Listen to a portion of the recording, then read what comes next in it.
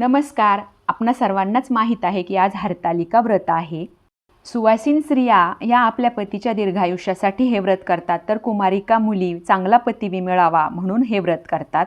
मी केलेल्या या पूजेचा विधी व मांडणी तुमच्यासोबत शेअर करावी म्हणून हा मिनी ब्लॉग केलेला आहे. चला तर मग तुम्हाला पूजेची माहिती सांगते.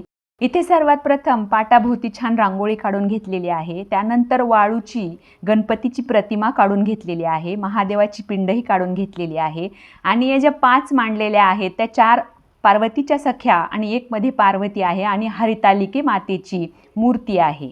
सर्वात प्रथम इथे मी गणपतीची पूजा करून घेतलेली आहे. त्यासाठी शुद्धोदक पंचामृत, हळदी कुंकू, गंध अक्षता वाहून, लाल फूल वाहून, दुर्वा वाहून पूजा संपन्न केलेली आहे. नंतर महादेवाची जी पिंड आहे त्याला सुद्धा अभिषेक केलेला आहे आणि चंदन आणि अक्षता वाहून नमस्कार करून पुढे पूजा सुरू केलेली आहे. या ज्या पार्वतीसोबत तिच्या ज्या 4 सख्या आहेत त्यांची पूजा करून घेतलेली आहे आणि त्यानंतर हरितालिके मातेची पूजा संपन्न केलेली आहे. इथे देवीला हळदी कुंकू अक्षता वाहून घेत आहे.